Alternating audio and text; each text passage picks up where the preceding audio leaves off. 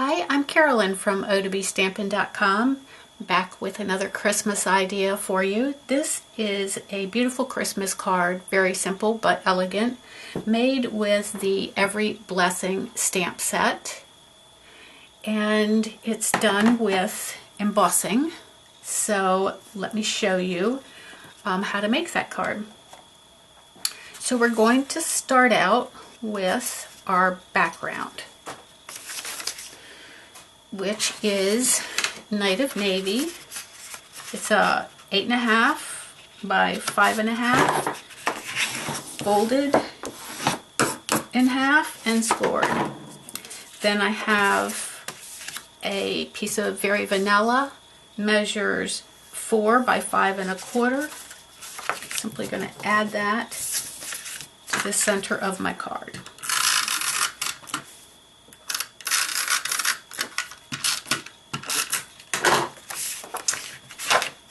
And that way it will be all ready to stamp or write whatever message I want to put on the inside. So I'm going to set that aside for the moment. Next, I'm going to use a piece of crushed curry that measures 5.25 by 4. And that's just going to go on the top like this. I'm going to use my embossing buddy and rub some powder over the top. This will help the embossing powder not to get stuck onto parts of the cardstock where I don't really want it to be.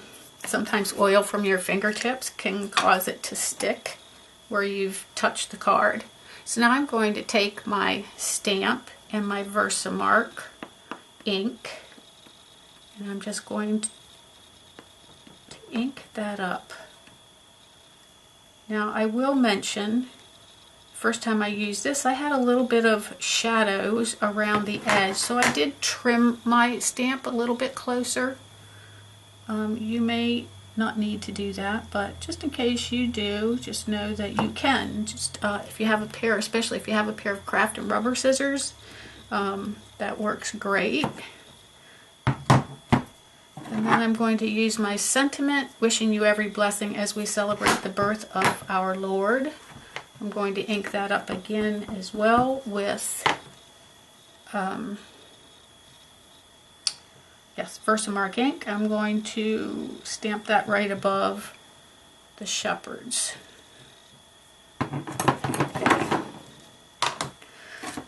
Then I'm going to bring in my embossing powder. This is vanilla, and I'm going to sprinkle it right over the design. You will be able to barely see that design. It'll be more like look like a watermark. I think I missed a little bit down here. There we go, that's better. Now, if at this point you see some little specks of the embossing powder, places that you don't want it, you can simply use a little paintbrush to wipe it off. But I think it looks good, so I'm going to go with it. Now, in order to keep my fingers from burning, and also the aluminum foil helps to transfer the heat, I'm just going to slide that under. And I'm going to silence my sound as I use my heat tool, because on the video it can be rather noisy. So be right back. And watch the magic as I do this. You're going to see, let me zoom in a little bit, you're going to see the image turn from a sort of powdery to a liquid.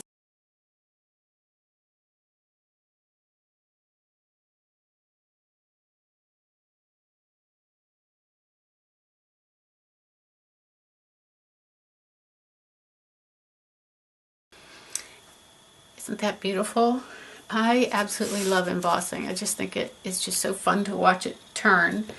A couple of tips that I'd like to give you here is I don't recommend going back and forth like this when, sorry, there's a little bell over there, my cord keeps hitting, going back and forth like this when you're embossing. I think that it's best to just hold it in one spot and watch it turn, and then just slowly move your heat gun around. That way it's much less likely that you'll miss a spot. If you do miss a spot, it's going to be a little grayish looking, so just go back over and make sure you don't have anything that looks gray. And also, you can burn embossing powder, so make sure that once it has turned the color you're looking for, in this case white, make sure that you move on. Don't like just let it sit there just in case it's not quite ready. You'll see it change if you, especially like I say, if you just take that heat gun slowly over the surface. Okay, so next I've cut myself a piece of 6-inch piece, I should say, of ribbon. This is our Subtle Stripes satin ribbon. I love, love, love this ribbon. It's just so elegant and so soft, and I just think it's going to really highlight this card. I'm going to move out a little bit so oops, you can see that a little bit better. I'm going to attach this ribbon at one end using my fast fuse.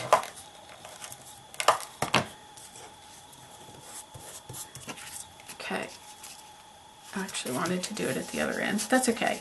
And the reason I'm doing that is because I'm hoping that it'll hold it a bit, if I put that there, while I tie this cording on. The reason I want to tie the cording on before I actually tie the other end of the ribbon down is I want to pull it really tight. And in pulling it really tight, it will, if it's all attached, it will bow the card. Okay, so you want to first tie your ribbon, and then, I'm sorry, tie your cord around your ribbon. I have a hard time seeing it here without leaning right into the camera. Sorry. There we go. Tie your cord very tight, and then you can attach the other end of the ribbon and it won't bow your card. Again, I'm going to use the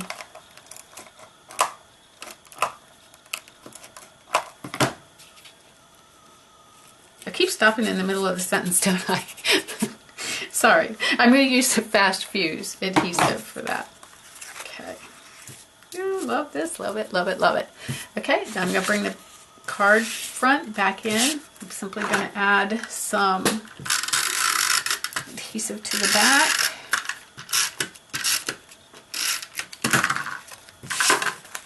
And add that to the front. Oh my goodness.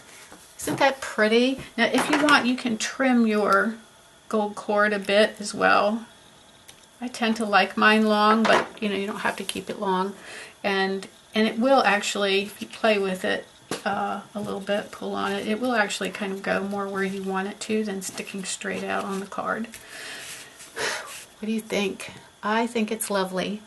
So I hope you've enjoyed the video, and if you did, I would love for you to subscribe to my channel by clicking the red subscribe button below, and join me on my blog for more ideas and inspiration. I'd love to hear from you, so leave me a comment or a thumbs up if you enjoyed this video, and thanks for stopping by. Sure hope to see you again soon.